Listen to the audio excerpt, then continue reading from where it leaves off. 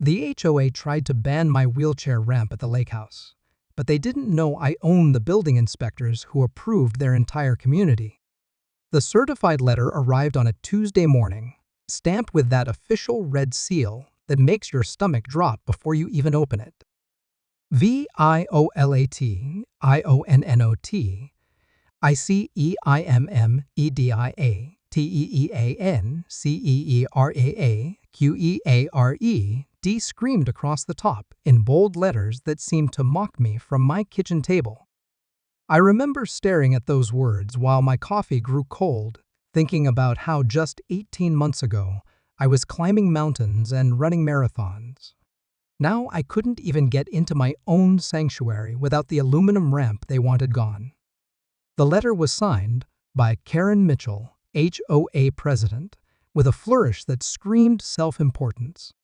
She'd given me exactly 14 days to remove what she called my unsightly architectural modification or face daily fines of $500 and potential legal action. My hands trembled as I read her justification. Property values, aesthetic standards, community guidelines. Not once did she mention the word wheelchair. Not once did she acknowledge that this ramp wasn't some luxury addition I'd chosen for fun. It was my lifeline to independence, my bridge between isolation and the world I used to navigate so effortlessly.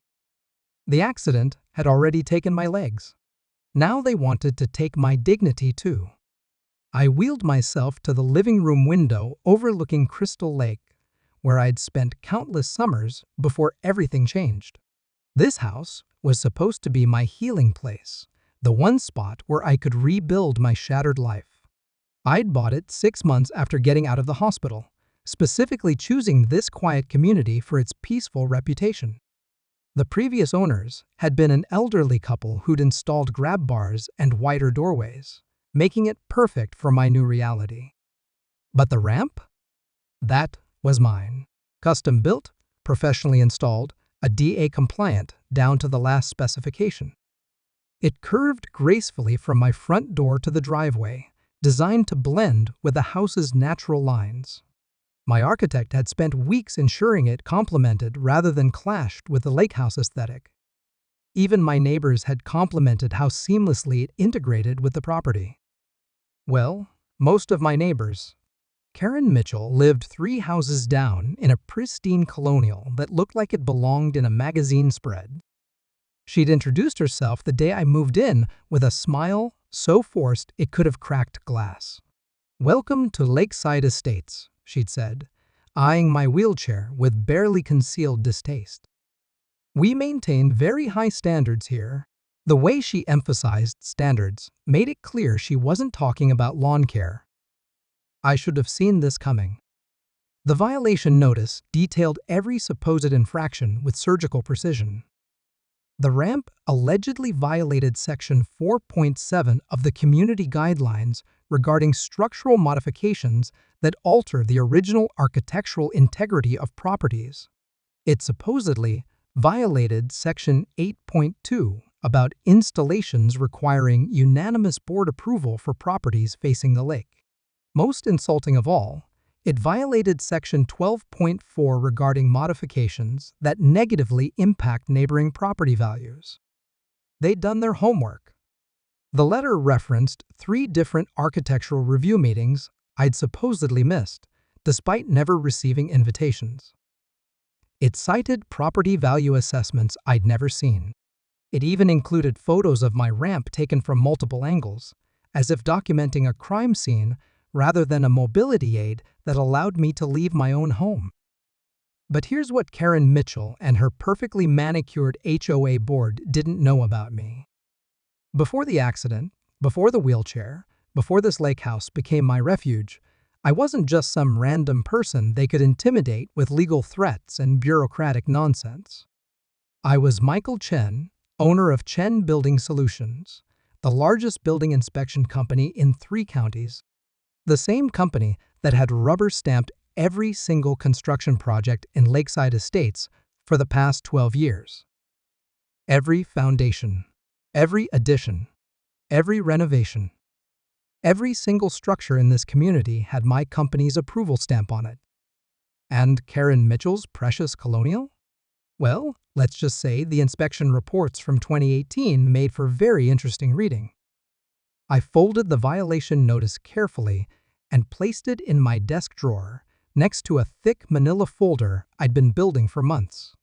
Ever since Karen's cold welcome, I'd been paying attention, watching, documenting, not out of malice, but out of experience. When you've spent 15 years ensuring buildings meet code, you notice things. Unpermitted decks, illegal additions, setback violations that somehow slipped through the cracks. This wasn't going to be the fight Karen Mitchell expected. She thought she was dealing with some helpless disabled person who'd roll over at the first sign of official pressure. Instead, she just declared war on someone who knew exactly where everybody was buried in this community. I reached for my phone and scrolled to a familiar number. Time to make some calls. People always ask me about the accident, as if somehow knowing the details will help them process their own mortality. I used to hate that question, but now I understand it. We all need to believe that bad things happen for reasons we can avoid, that tragedy follows some kind of logic we can outsmart. The truth is messier and more random than anyone wants to admit. It was a Saturday morning in March, exactly 18 months before Karen Mitchell decided to target my ramp. I was driving to a job site, reviewing building plans at a red light, when a drunk driver ran straight through the intersection at 60 miles per hour. I remember the sound more than anything else, that crushing metal symphony that plays in my nightmares.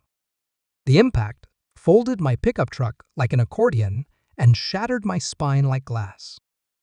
The doctors used words like incomplete injury and potential for recovery, but I learned quickly that hope can be more painful than acceptance. After 6 months of surgeries, physical therapy, and watching my savings disappear into medical bills, I faced the reality that my legs would never carry me up another mountain trail or across another marathon finish line.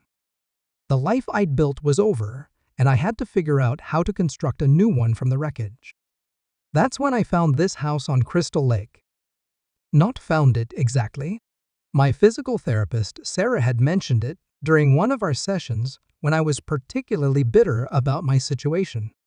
There's this beautiful lake community about an hour north, she said, while helping me navigate a practice curb. My aunt lived there until she passed. Quiet, peaceful, good for healing.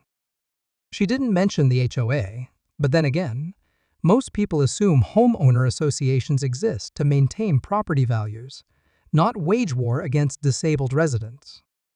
The previous owners, Frank and Margaret Hoffman, had been married 62 years when arthritis and Parkinson's forced them into assisted living. They'd modified the house beautifully over the years, widening doorways and installing grab bars with the same attention to detail they'd shown in their garden. When I toured the property, Frank insisted on showing me every accommodation personally, his trembling hands pointing out features that would make my life easier. Margaret and we knew this day would come, he told me, as we stood in the accessible bathroom they'd created. We wanted this house to be ready for whoever needed it next. His eyes were cloudy with cataracts, but his voice was steady with purpose. A home should work for you, not against you. I bought the house that afternoon for asking price, something I'd never done before.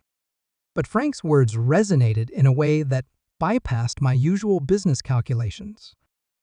After months of fighting my own body, fighting insurance companies, fighting a medical system that treated my wheelchair as a personal failure, I desperately needed a place that worked with me instead of against me. The Hoffmans had covered the basics, but the ramp was my addition. The house sat 18 inches above the driveway, requiring 3 steps that might as well have been Mount Everest in my wheelchair. I spent weeks researching designs, interviewing contractors, ensuring every specification met ADA requirements while complementing the house's lake cottage aesthetic. The final product was a thing of beauty, aluminum with wood grain finish, that curved gracefully from the front door to the driveway, complete with handrails and landing areas that made access safe and dignified. My first night in the house, I wheeled out onto the deck and watched the sunset paint Crystal Lake in shades of gold and crimson. For the first time since the accident, I felt something approaching peace. Not happiness, not yet, but the possibility of it. This house represented more than shelter. It was proof that I could still build something beautiful from the broken pieces of my life. The ramp wasn't just about access. It was about independence, dignity, the fundamental right to come and go from my own home without asking for help. Before the accident, I'd taken that freedom so completely for granted that I never imagined someone could try to steal it. Every morning when I wheeled down that ramp to get my mail or drive to physical therapy, I felt a small victory over the circumstances that had tried to confine me. Karen Mitchell didn't understand any of this. To her, my ramp was an eyesore that threatened her property values and disrupted her perfectly controlled aesthetic. She saw a structural modification where I saw salvation, a building code violation where I saw basic human dignity. The violation notice proved that she viewed my disability not as a medical reality requiring accommodation, but as a lifestyle choice that could be regulated away through bureaucratic harassment. What she failed to grasp was that attacking my ramp meant attacking everything I'd fought to rebuild after the accident. My independence, my dignity, my right to exist in this community as an equal rather than as some unfortunate burden to be managed or eliminated. She'd declared war not just on a piece of aluminum and wood, but on my entire existence as a disabled person who refused to disappear. That's what made her threat so much more than a property dispute. This wasn't about HOA rules or architectural guidelines. This was about whether someone like me had the right to take up space in Karen Mitchell's perfect world. And frankly, that was a fight I'd been preparing for my entire life, even before I knew I'd need a wheelchair to wage it. The meeting with Karen Mitchell happened 3 days after I received her violation notice, in the community center that ironically lacked wheelchair accessibility until the county forced them to install a ramp 2 years ago. She'd agreed to see me with the condescending tone of someone granting an audience to a peasant, suggesting we discuss this matter civilly before it escalates unnecessarily. I arrived 15 minutes early and positioned myself strategically near the entrance, where she'd have to acknowledge my wheelchair immediately. Karen swept in precisely on time, wearing a cream-colored pantsuit that probably cost more than most people's monthly rent, her silver hair pulled into a bun so tight it could have been installed with architectural hardware. She carried a leather portfolio that she clutched like armor against her chest. "Mr. Chen," she said, extending a hand that felt like shaking a dead fish. "I appreciate you taking time to discuss this unfortunate situation." The way she avoided looking directly at my wheelchair was almost comical, as if acknowledging it might somehow contaminate her perfect world. I decided to skip the pleasantries. "Mrs. Mitchell, my ramp is fully ADA compliant and professionally installed. I'm not sure what situation we need to discuss." Her smile faltered for just a moment before snapping back into place like a rubber band. "Please, let's sit down and talk about this reasonably."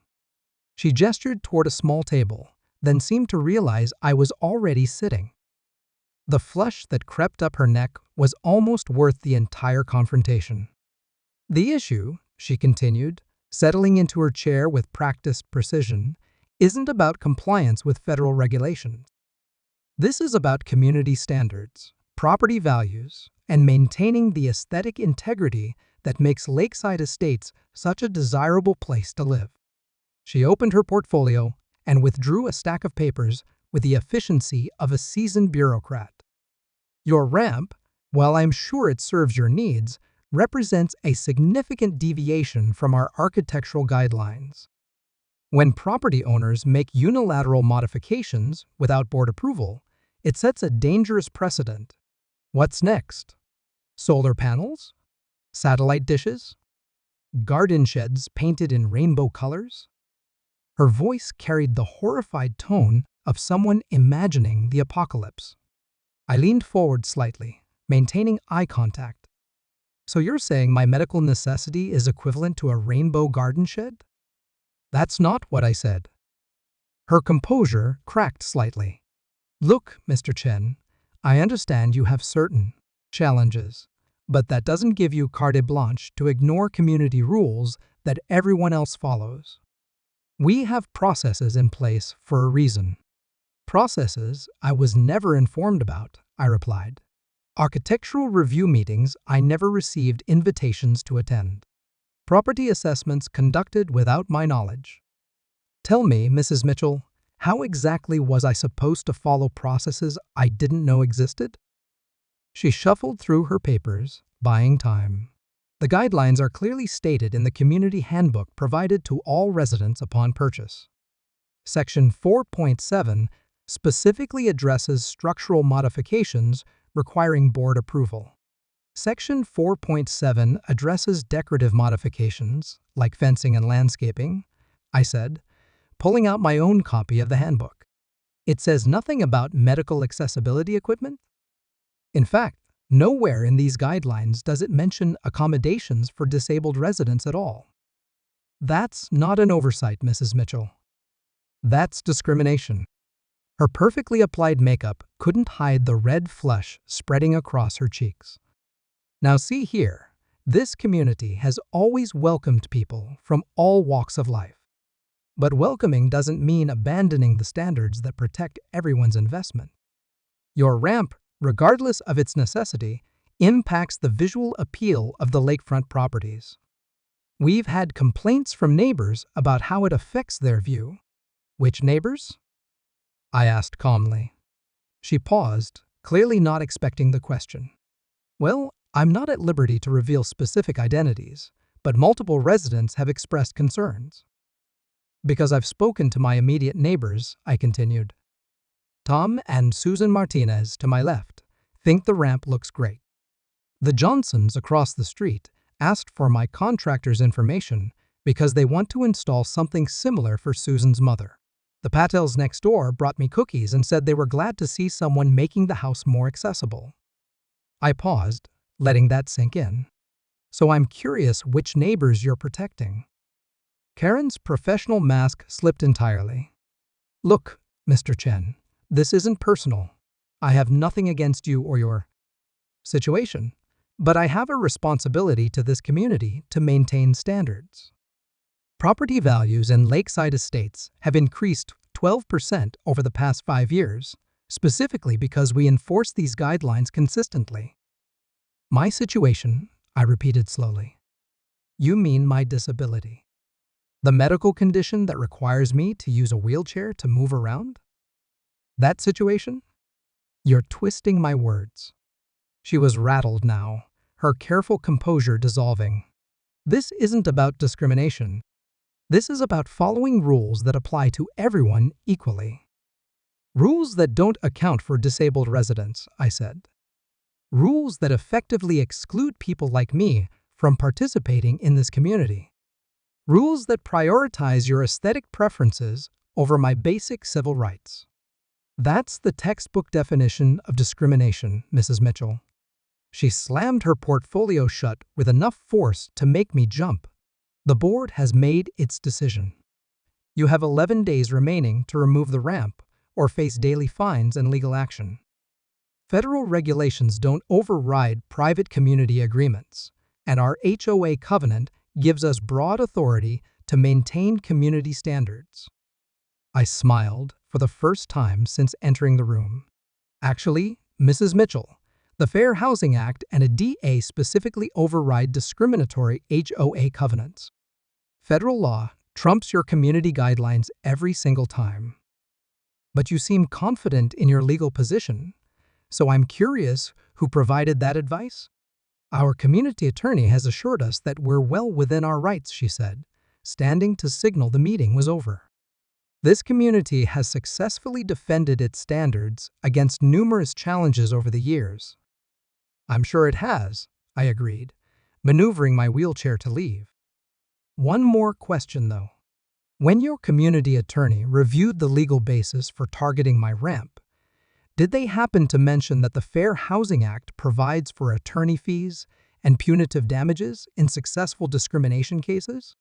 Because that's usually the first thing competent lawyers explain to HOA boards before they embark on disability discrimination campaigns. The color drained from her face so quickly, I thought she might faint. "This meeting is over, Mr. Chen. You've been notified of the violation and the consequences of non-compliance. The board's decision is final." As I wheeled toward the exit, I turned back one final time. "Mrs. Mitchell, you might want to ask your attorney about reasonable accommodations requirements.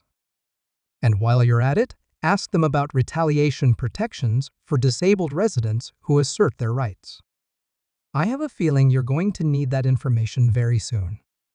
The sound of my wheelchair on the community center's tile floor echoed like drum beats as I left Karen Mitchell standing alone with her violation notice, and what I suspected was her first real understanding that this fight wouldn't go the way she'd planned. Karen Mitchell's response to our confrontation was swift and vicious. Within 24 hours, she'd escalated from reasonable discussion to full-scale warfare, and I realized I'd seriously underestimated her capacity for vindictive behavior. The woman who'd claimed this wasn't personal proceeded to make it deeply, humiliatingly personal. The second violation notice arrived by certified mail the next morning, this time accompanied by a letter from Hartwell, Bingham & Associates, the law firm that apparently specialized in helping HOAs terrorize their residents. Attorney James Hartwell's letter was a masterclass in legal intimidation, filled with phrases like willful non-compliance, injunctive relief, and collection of costs and attorney fees. He informed me that the HOA was prepared to seek emergency court orders to compel removal of my illegal structure and place lines against my property to secure payment of accumulating fines. But the legal threats were just the beginning. Karen had also launched a whisper campaign that spread through lakeside estates like wildfire. Suddenly, neighbors who'd previously been friendly started avoiding eye contact when I wheeled past their houses. The community Facebook page, which had been filled with cheerful posts about lake activities and neighborhood barbecues, transformed into a battleground of passive-aggressive comments about property standards and following rules. Someone and I had a pretty good idea who had posted a carefully cropped photo of my ramp with a caption, "Should individual convenience override community standards?" Thoughts. The comments section exploded with debates that revealed just how divided the community had become. Supporters argued for basic human decency and ADA compliance. Opponents worried about precedent and slippery slopes and protecting their investments. The most painful part wasn't the legal maneuvering or even the social media drama. It was watching people I'd considered friends reveal their true feelings about disability. Mrs. Patterson from 2 streets over, who'd always waved when I drove past, posted a comment wondering if certain accommodations made the community less family-friendly. Bob Hendricks, who'd helped me move my grill last summer, liked a comment suggesting that people with special needs might be happier in communities designed for their situations. Karen Mitchell had successfully reframed my basic civil rights as a selfish assault on everyone else's property values. The harassment escalated daily. My mailbox was stuffed with anonymous printouts of HOA regulations highlighted in yellow marker. Someone left a real estate flyer for senior living communities with full accessibility tucked under my windshield wiper. The community newsletter, which had never mentioned architectural guidelines in the 3 years I'd been reading it, suddenly featured a front-page article about maintaining aesthetic standards in lakefront properties. Then came the emergency board meeting notice. SPECIALSSILNRAMPREMAVALEMFOR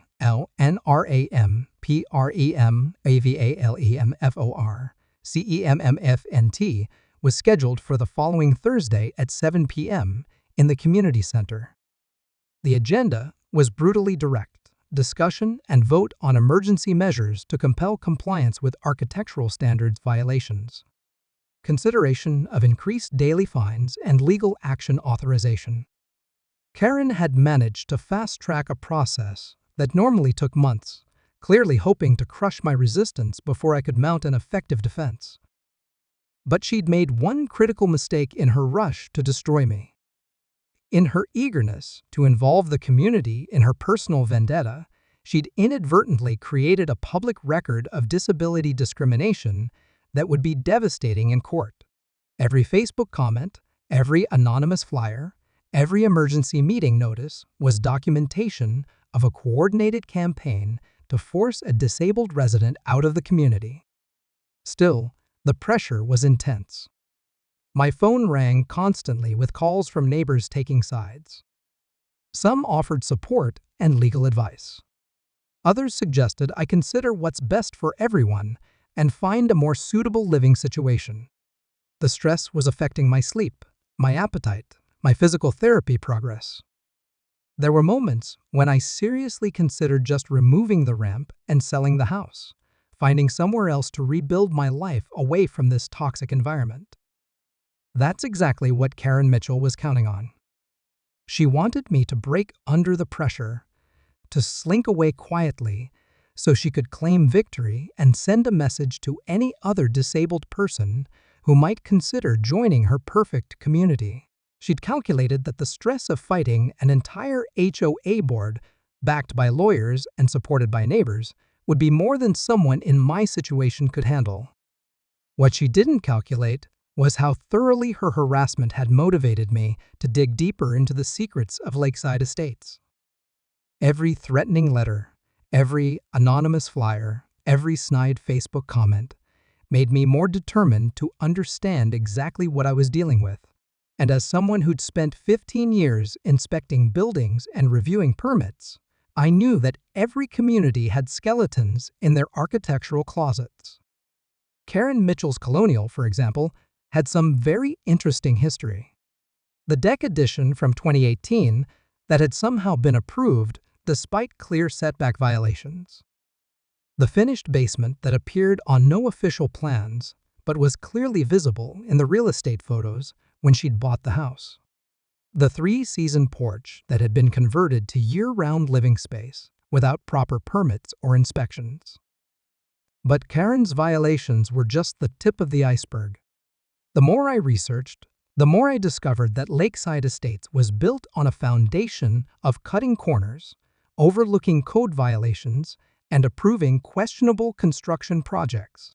The very community that was now demanding perfect compliance with aesthetic standards had been systematically ignoring building codes and permit requirements for years.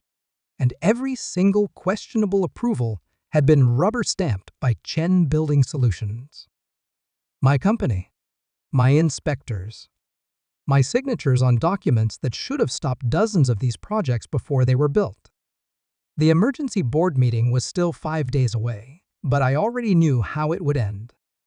They would vote to authorize legal action, increase the daily fines, and probably give me one final ultimatum before taking me to court.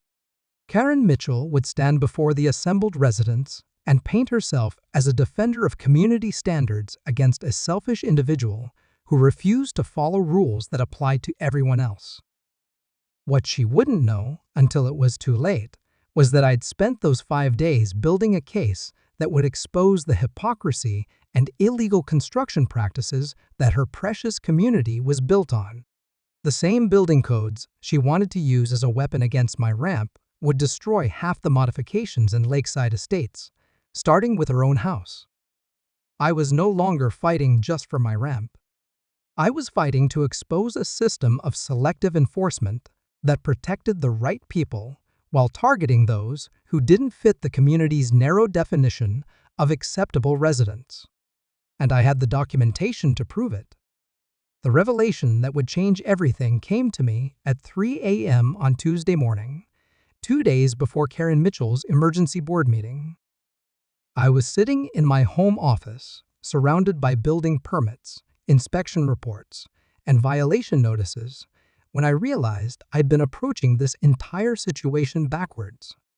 Instead of defending my ramp, I should be attacking their foundation. For weeks, I'd been treating this as a disability rights case, preparing arguments about a DA compliance and Fair Housing Act violations. Those arguments were solid, but they were defensive. They positioned me as someone asking for special treatment rather than someone demanding equal enforcement of rules that everyone else was already ignoring. Karen Mitchell had successfully framed the narrative around my ramp being an exception to community standards, when the truth was that exceptions were the actual standard in lakeside estates. The breakthrough came when I cross-referenced my company's inspection database with the addresses of HOA board members. What I found was a pattern of violations so systematic and widespread that it could only have been intentional. Every single board member had unpermitted modifications to their properties. Every single one had been approved by inspectors who'd overlooked obvious code violations. And every single one of those inspections had been performed by Chen Building Solutions. Karen Mitchell's house was just the beginning. Board Treasurer Bob Walsh had converted his garage into a workshop without proper electrical permits, creating a fire hazard that should have failed inspection immediately. Secretary Linda Chen, no relation, despite the name, had enclosed her screened porch with windows and heating that transformed it into year-round living space, without any permits whatsoever. Vice President Ray Thompson had built a deck extension that violated setback requirements by 4 feet, then installed a hot tub that exceeded weight limits for the existing foundation. But the most damaging discovery was board member Patricia Santos's house. In 2019, she'd undertaken a major kitchen renovation that included moving load-bearing walls, upgrading electrical service, and installing new plumbing. The permit applications showed modest cosmetic updates. The reality, documented in photos she'd posted on social media during construction, revealed structural changes that required engineering reports and multiple inspections. None of that had happened.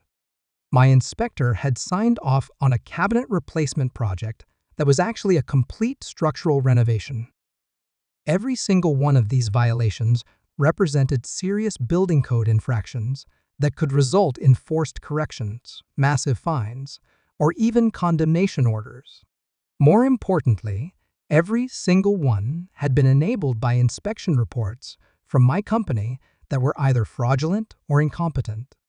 As the owner of Chen Building Solutions, I had the authority to review and revoke any approvals issued by my inspectors, especially ones that violated building codes or were obtained through misrepresentation. The irony was almost perfect. The same board members who were demanding strict enforcement of aesthetic guidelines for my medically necessary ramp had been systematically circumventing building codes for years with the help of my own company. They'd created a system where the right people got automatic approvals while disabled residents faced legal harassment for installing a DA-compliant accessibility equipment. I spent the next 48 hours documenting everything. Photos from social media posts showing construction that didn't match permit applications. Building inspection reports that my employees had signed without performing actual inspections. Email records showing board members coordinating with my inspectors to expedite approvals for projects that should have required months of review. The evidence was overwhelming, but I needed more than documentation. I needed witnesses. People who could testify about the pattern of selective enforcement and the culture of corruption that had infected both the HOA and my own company. That's when I remembered David Kim, the inspector who'd quit Chen Building Solutions 8 months ago after complaining about pressure to approve questionable projects. David had been one of my best inspectors until he'd started raising concerns about projects in upscale communities like lakeside estates. He'd documented cases where builders and homeowners had pressured him to overlook code violations, offering everything from cash bonuses to jobs with their companies. When he'd brought these concerns to my attention, I'd dismissed them as isolated incidents. Now I realized they represented a systematic corruption problem that had infected my entire business.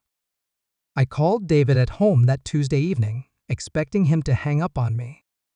Instead, he listened patiently as I explained what was happening with my ramp and the HOA's harassment campaign. When I finished, he was quiet for a long moment before speaking. "Mike, I tried to tell you this was happening," he said finally. "These communities have been buying inspections for years. Your supervisors knew about it. Some of them were getting kickbacks from contractors to look the other way on major violations. I've got documentation going back 3 years showing systematic approval of projects that should have been rejected immediately." David agreed to testify about the corruption in my company and provide documentation of the systematic approval process that had allowed board members to violate building codes while targeting disabled residents for harassment. But he offered something even more valuable: contact information for other inspectors who'd quit the company over similar ethical concerns. By Wednesday night, I had affidavits from 4 former Chen Building Solutions employees documenting a pattern of corruption that stretched back nearly 5 years. Contractors paying for expedited approvals, homeowners offering bonuses for overlooked violations, company supervisors pressuring inspectors to approve projects that clearly violated building codes. Most damning of all, I had evidence that Karen Mitchell herself had paid my company an extra $5,000 in 2018 to fast-track approval of her deck addition despite obvious setback violations. The woman who was leading the charge against my ADA-compliant ramp had literally bought her way around building codes that were far more important than architectural guidelines. She'd paid bribes to avoid the same regulatory oversight she was now demanding for my medically necessary accessibility equipment. But I still had one more card to play, and it was the most powerful one in the deck. As owner of Chen Building Solutions, I had the legal authority to revoke any inspection approvals that had been obtained fraudulently or issued in violation of building codes. Every unpermitted modification on every board member's property could be declared non-compliant and subject to immediate correction orders. In other words, I could force every single board member to tear down their illegal modifications or face the same legal harassment they were directing at me. The emergency board meeting that Karen Mitchell had scheduled to destroy my life was about to become the venue for exposing the systematic corruption that had enabled their own violations for years. The tables weren't just turning, they were about to flip completely over and crush everyone who'd been hiding underneath them. And Karen Mitchell, who thought she was dealing with some helpless disabled person who would crumble under pressure, was about to discover that she'd declared war on the one person who had the power to bring down her entire house of cards. Thursday's emergency meeting was going to be very different from what she'd planned.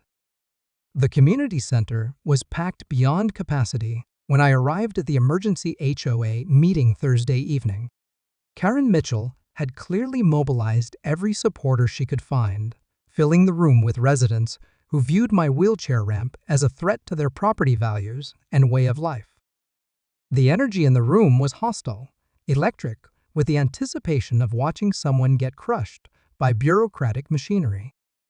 I wheeled through the crowd to the front row, noting how conversations stopped and eyes followed my movement. Karen sat at the board table looking supremely confident, her leather portfolio positioned like a weapon in front of her. Attorney James Hartwell flanked her right side, his expensive suit and practiced sneer broadcasting his certainty that this would be a quick victory. The other board members, Bob Walsh, Linda Chen, Ray Thompson, and Patricia Santos, looked smugly satisfied, like executioners, who'd already sharpened their axes. "Ladies and gentlemen," Karen began, standing with theatrical precision, "we're here tonight to address a serious threat to our community standards and property values. One resident has chosen to ignore our architectural guidelines, our approval processes, and our repeated attempts at reasonable resolution. Tonight, we'll authorize whatever legal measures are necessary to protect the interests of the majority." The crowd murmured approval. Several people turned to glare at me, as if I were personally responsible for destroying their perfect lakeside paradise. Karen smiled with the satisfaction of someone who believed she'd already won.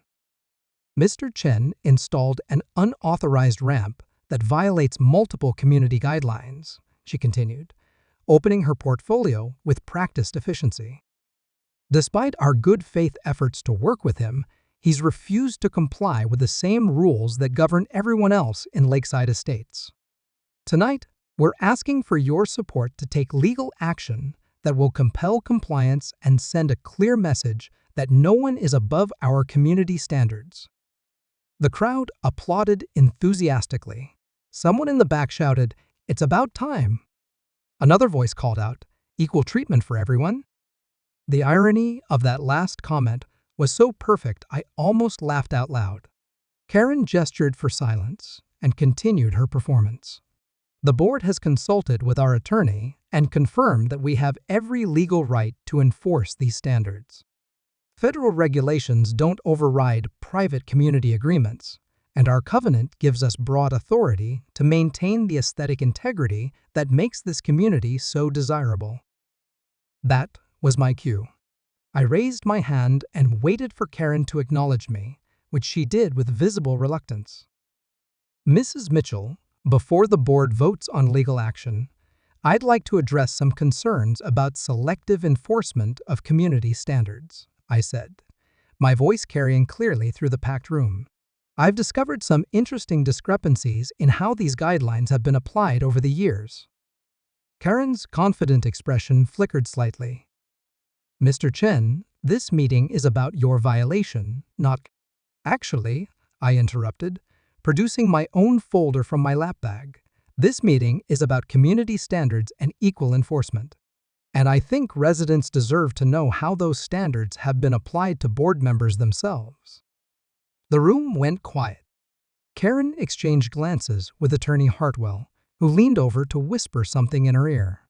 She straightened and tried to regain control of the narrative. "Mr. Chen, you're out of order.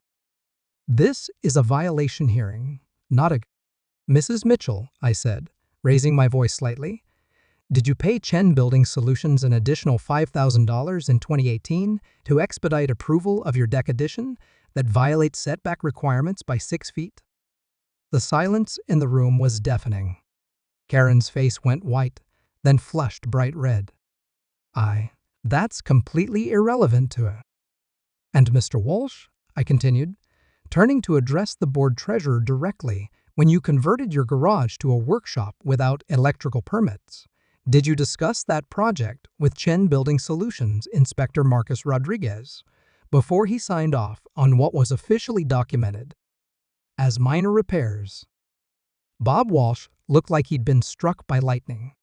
He started to speak, then stopped, his mouth opening and closing like a fish gasping for air. "This is outrageous," Karen shouted, pounding her gavel so hard it cracked. "You can't come in here and make wild accusations." "They're not accusations, Mrs. Mitchell. They're documented facts," I replied calmly. "And I should know because Chen Building Solutions is my company. I own the business that approved every questionable modification in this room, including the illegal structural renovation that Ms. Santos completed in 2019 without proper permits or engineering reports." Patricia Santos made a strangled noise that sounded like she was choking. The crowd began murmuring in confused, concerned voices. Several people started looking around the room as if seeing their neighbors' houses for the first time. Karen was desperately trying to regain control. "Even if there were irregularities in past inspections, that doesn't change the fact that your ramp violates current guidelines."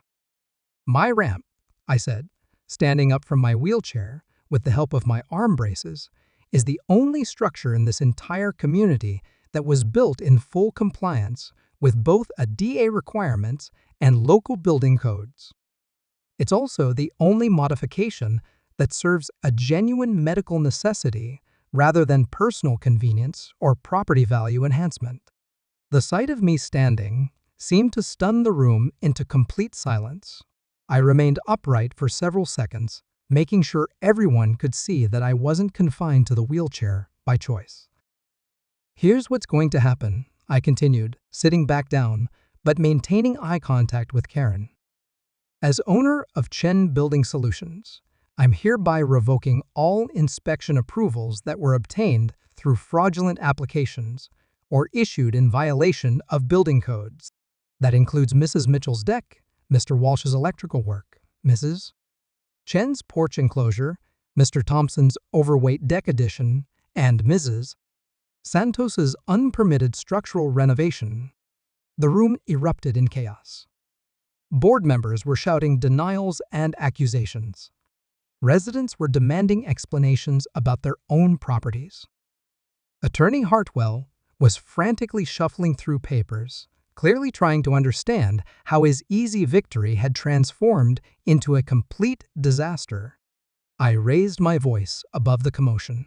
"Every one of these revocations will be reported to the county building department tomorrow morning, along with documentation of the systematic corruption that enabled these violations.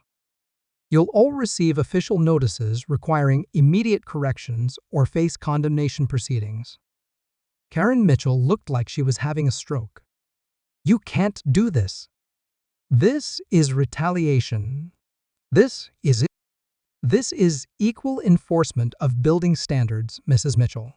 The same standards you've been demanding for my medically necessary ramp while ignoring far more serious violations by board members."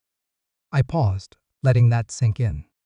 The difference is that my ramp makes this community more accessible to disabled residents, while your violations were just about circumventing rules that apply to everyone else. I gathered my papers and prepared to leave. The choice is simple.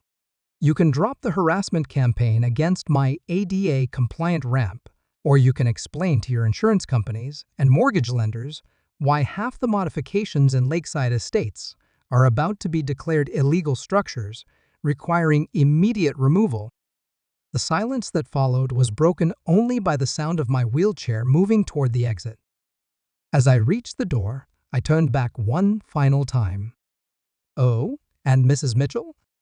Next time you want to wage war against a disabled resident, you might want to make sure you're not living in a glass house first. Some of us know exactly which stones to throw." The aftermath of Thursday night's meeting was swift and devastating for Karen Mitchell's carefully constructed world. By Friday morning, the Lakeside Estates community Facebook page had exploded with over 300 comments, turning into a digital battleground between residents demanding accountability and board members desperately trying to control the narrative. Karen's first mistake was attempting to downplay the revelations as baseless accusations from a disgruntled resident seeking to avoid legitimate consequences. She posted a lengthy statement at 6 a.m. claiming that any minor discrepancies in past inspections were the result of honest miscommunications and that the board would investigate these allegations thoroughly while continuing to enforce community standards fairly. Her second mistake was underestimating how quickly angry residents could verify my claims. By noon, property owners throughout Lakeside Estates were examining their neighbors' modifications with new eyes, armed with measuring tapes and building code knowledge they'd never bothered to acquire before. The deck that violated setbacks became glaringly obvious once people knew what to look for. The unpermitted electrical work in converted garages suddenly looked dangerous rather than innovative. But Karen's biggest mistake was trying to rally support by doubling down on the attack against my ramp. At 2 p.m. Friday, she posted what she clearly intended as a rallying cry. One resident's refusal to follow the same rules as everyone else has created chaos in our peaceful community. We cannot allow personal vendettas and wild accusations to undermine the standards that protect all our property values. The board stands behind our decision to require removal of unauthorized modifications, regardless of the source. The response was immediate and brutal. Within minutes, residents were posting photos of board members' violations alongside Karen's statement, creating a visual timeline of hypocrisy that no amount of spin could overcome. Tom Martinez, my neighbor who'd always supported the ramp, posted a side-by-side comparison of my professionally installed ADA-compliant accessibility equipment next to Patricia Santos's unpermitted kitchen renovation, with the caption, "Which one threatens our community standards?" By Friday evening, 3 board members had resigned. Bob Walsh posted a brief statement acknowledging errors in judgment regarding property modifications and stepping down to focus on correcting these issues privately. Linda Chen and Ray Thompson followed within hours, their resignations citing family commitments and time constraints that everyone knew were euphemisms for trying to avoid legal liability. Patricia Santos tried to fight back, posting a defiant message claiming that her kitchen renovation had been properly approved by licensed professionals and that she wouldn't be intimidated by threats and accusations. That lasted exactly 4 hours until former Chen Building Solutions Inspector David Kim posted copies of her original permit application alongside photos from her social media showing the actual construction. The evidence of fraudulent permitting was so overwhelming that she deleted her Facebook account entirely and submitted her resignation by email Saturday morning. That left only Karen Mitchell standing in the wreckage of her board, and she chose to go down fighting with a desperation that bordered on self-destruction. Saturday afternoon, she called an emergency community meeting to address false accusations and restore order to our community.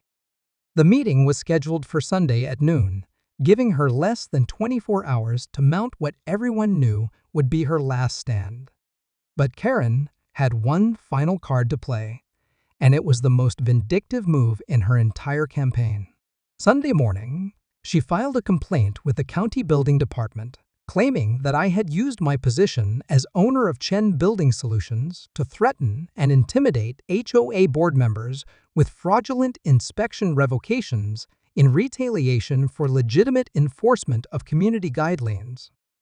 Her complaint painted me as a corrupt businessman who'd weaponized my inspection authority to avoid consequences for violating HOA rules. She claimed that my threats to revoke building approvals constituted abuse of public trust and retaliation against elected community representatives. She even suggested that my company's inspection practices should be investigated for systematic fraud and that my business license should be revoked. It was a brilliant strategy that could have destroyed my livelihood and reputation if it had been based on truth rather than desperation. Unfortunately for Karen, filing false reports with county officials while simultaneously trying to cover up actual building code violations was about to backfire in ways she never imagined. Sunday's emergency meeting drew an even larger crowd than Thursday's confrontation, but the energy was completely different. Instead of hostile anticipation, there was a sense of grim curiosity about how Karen would explain her way out of the hole she'd dug. Residents arrived carrying folders of documentation, smartphones loaded with photos, and measuring devices they'd used to verify violations throughout the community. Karen entered the community center, flanked by attorney James Hartwell and 2 people I didn't recognize. Later learning they were crisis management consultants she'd hired to help salvage her reputation. She looked haggard and desperate, her usual perfect appearance replaced by the hollow-eyed exhaustion of someone who hadn't slept in days. But I wasn't there to watch Karen Mitchell's final performance. I was there to deliver the coup de grace that would end this war permanently and send a message that would protect every disabled resident in Lakeside Estates for years to come. As Karen called the meeting to order with her voice shaking slightly, I stood up from my wheelchair one more time and walked to the front of the room under my own power. The silence was absolute as I placed a thick manila folder on the table in front of her. "Mrs. Mitchell," I said, my voice carrying clearly through the packed room, "before you continue with whatever explanation you've prepared, You should probably read the letter that's waiting in your mailbox right now." The letter in Karen Mitchell's mailbox was from the Federal Bureau of Investigation's Civil Rights Division, informing her that she was now the subject of a federal investigation for systematic disability discrimination under the Fair Housing Act. What she didn't know, what she couldn't have known, was that my attorney hadn't just been preparing a civil lawsuit for the past week. We'd been building a federal case that would make her harassment campaign a matter of national civil rights enforcement. Karen's face went ashen as she read my explanation aloud to the stunned community meeting. "When you filed false complaints against me with the county, Mrs. Mitchell, you created a paper trail of retaliation against a disabled resident who'd asserted his civil rights. Federal investigators find that pattern of behavior very interesting, especially when it's documented across social media, community meetings, and official government filings." The manila folder I'd placed on the table contained copies of everything: her discriminatory comments, the community's harassment campaign, the systematic pattern of targeting my medically necessary accommodations while overlooking board members' voluntary violations. But the most damaging evidence was her own complaint to the county, which federal investigators viewed as proof of illegal retaliation against a disabled resident. "The investigation will examine not just your actions, Mrs. Mitchell, but the entire culture of discrimination that enabled them," I continued, addressing the silent room. "Every Facebook comment, every anonymous flyer, every attempt to force a disabled resident out of this community through bureaucratic harassment will be scrutinized by federal civil rights investigators." Karen tried one last desperate interruption. "This is all retaliation. You're using your business connections to—" "Mrs. Mitchell," I said quietly, "I haven't used any business connections. I used the law. The same civil rights laws that you dismissed when you claimed federal regulations don't override your community guidelines. Turns out they absolutely do, and violating them carries criminal penalties that no HOA covenant can protect you from." The meeting ended without a vote, without discussion, without any of the vindictive resolutions Karen had planned. Residents filed out in stunned silence, many stopping to shake my hand or apologize for their earlier hostility. The community that had been mobilized against my wheelchair ramp was now grappling with the realization that they'd participated in federal civil rights violations. Within 2 weeks, Karen Mitchell had resigned from the board, listed her house for sale, and hired criminal defense attorneys. The federal investigation would continue for months, ultimately resulting in a consent decree that required Lakeside Estates to implement comprehensive anti-discrimination policies and reasonable accommodation procedures. The community paid substantial fines and underwent mandatory civil rights training, but more importantly, they gained new board members who understood that accessibility isn't a privilege to be granted, it's a right to be protected. My ramp stayed exactly where it was, and 6 months later, the community voted to install additional accessibility features throughout Lakeside Estates. The boat launch got an accessible dock. The community center added automatic doors and improved bathroom facilities. The walking trails were widened and paved to accommodate wheelchairs and mobility devices. But the most meaningful change happened in the hearts and minds of my neighbors. The people who'd once viewed my disability as a threat to their property values began seeing it as part of the community's diversity. Tom and Susan Martinez organized monthly accessibility walks where residents could experience the community from a wheelchair user's perspective. The Johnsons did install that ramp for Susan's mother, and 3 other families followed suit as their own parents aged and needed accommodation. The transformation wasn't universal or immediate. Some residents moved away rather than adapt to a community that welcomed disabled people as equals. Others took years to overcome their prejudices and recognize that inclusion strengthened rather than weakened their neighborhood. But the seeds of change had been planted, and they grew into something beautiful. Looking back, I realized that Karen Mitchell had actually done me a favor by forcing this confrontation. Her harassment campaign had exposed systematic discrimination that might have remained hidden for years, affecting countless other disabled residents who lacked the resources to fight back. Her attack on my ramp had created an opportunity to transform an entire community's understanding of disability rights and human dignity. The accident that had changed my life forever had also given me unique insight into the barriers that disabled people face every day. Fighting for my wheelchair ramp wasn't just about protecting my own independence. It was about ensuring that the next disabled person who moved to Lakeside Estates would find a community that welcomed them rather than waged war against their basic needs. Sometimes the people who try to tear you down end up building you up instead. Karen Mitchell set out to destroy a disabled resident who wouldn't disappear quietly, but she ended up creating a civil rights advocate who would never stop fighting for accessibility and inclusion.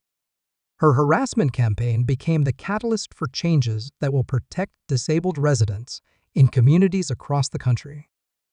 And every morning, when I wheel down my ramp to collect the mail, I'm reminded that standing up to bullies, even when you're sitting in a wheelchair, can move mountains, change laws, and transform hearts.